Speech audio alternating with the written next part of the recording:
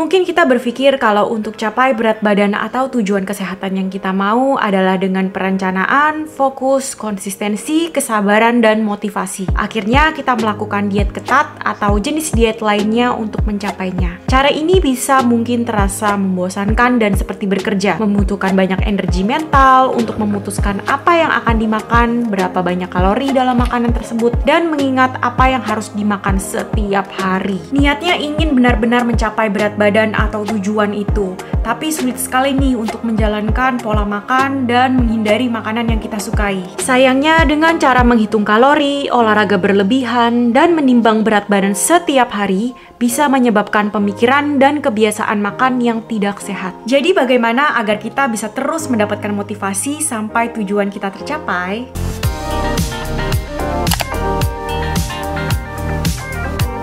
Hai, welcome back to this channel. Di video kali ini aku mau share nih bagaimana kita bisa terus pertahanin motivasi kita sampai kita mencapai tujuan kita. Mau itu sembuh dari penyakit, kita mau mencapai tujuan berat badan kita, atau tujuan apapun itu. Aku sendiri juga sudah mengaplikasikan cara ini di kehidupan sehari-hari aku. Aku ada share video tentang proses penurunan berat badan aku dan juga journey gangguan makan atau eating disorder aku di video sebelumnya. Aku akan share linknya di deskripsi box di bawah ya. Tonton video ini sampai habis untuk tahu semua caranya. Cara pertama adalah definisikan ulang arti kesuksesan dari tujuan kita. Untuk yang lagi mau menurunkan atau menaikkan berat badan, angka pada timbangan biasanya menjadi salah satu patokan kesuksesan kita nih. Apakah kita udah capai tujuan kita atau belum? Nah, karena kita terlalu mematokkan angka tersebut, akhirnya kita bisa jadi terobsesi nih sama angka pada timbangan. Dan sekalinya angkanya nggak bergerak atau tidak sesuai dengan ekspektasi kita, akhirnya kita bisa kehilangan motivasi dan merasa gagal. Padahal angka pada timbangan itu dipengaruhi oleh berbagai jenis faktor loh. Salah satunya adalah kondisi tubuh kita yang di luar kendali kita.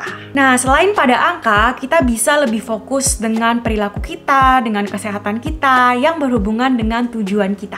Contohnya adalah bagaimana kita merasakan diri kita sehari-hari. Kita ingin lebih banyak energi, kita pengen lebih seger, atau kita pengen kurangin sakit-sakit badan, apapun selain dengan angka pada timbangan dan penampilan. Dan dengan cara ini, kita akan lebih termotivasi nih, karena kita merasakan kondisi tubuh kita membaik, dan kita merasakan kehidupan kita sehari-hari jauh lebih baik. Yang kedua adalah tidak menggunakan angka sebagai patokan. Ini termasuk menghitung kalori dan menimbang berat badan, karena keduanya melibatkan angka ya. Kita bisa menggunakan cara lain untuk mengukur perkembangan kita. Contohnya seperti merasakan baju yang lebih pas daripada sebelumnya, dari yang suka cepet capek dan cepet sakit, jadi merasa lebih berenergi dan tidak gampang sakit. Dengan kita menggunakan fungsi tubuh sebagai patokan, akan membantu kita untuk tidak menggunakan angka sebagai patokan dan kita jadi lebih tidak khawatir. Berikutnya adalah menjalankan diet yang tidak ketat. Ini artinya menjalankan pola makan atau diet yang sesuai nih dengan kebutuhan kita. Pola makan atau diet orang lain belum tentu nih cocok untuk kita, karena kita mempunyai kondisi tubuh yang berbeda-beda. Dan tidak terlalu menghindari atau membatasi makan secara total, agar kita bisa tetap nih mengkonsumsi makanan yang kita suka. Jadinya kita lebih happy, kita nggak terlalu strict sama diri kita sendiri. Tetap mengkonsumsi makanan yang kita suka dan juga makanan yang kita butuhkan agar kalori dan nutrisi kita terpenuhi. Karena dengan kita menjalani pola makan atau diet yang cocok nih untuk kita bisa mempertahankannya jangka panjang, kita bisa menjalaninya tanpa merasa stres atau khawatir. Dan pastinya tidak merasa terbebani nih saat menjalani tujuan kita.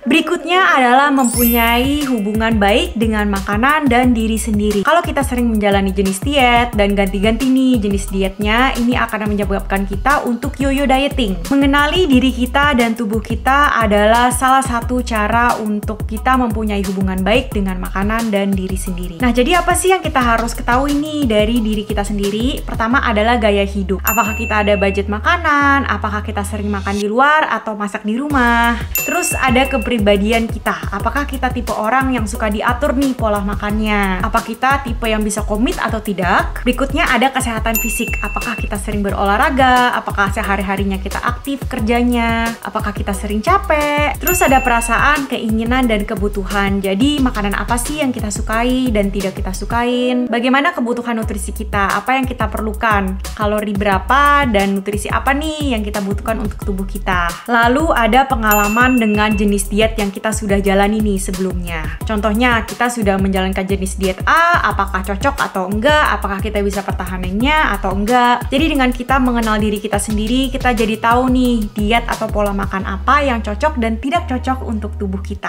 Karena setiap orang mempunyai kondisi tubuh yang berbeda-beda dan belum tentu diet atau pola makan orang lain itu cocok untuk kita. Pastinya tidak menganggap kalau makanan itu adalah musuh kita dan diri kita itu adalah musuh kita, dan kita bisa mendengarkan apa yang tubuh kita inginkan, kapan dia lapar, kapan dia kenyang, dan sebagainya.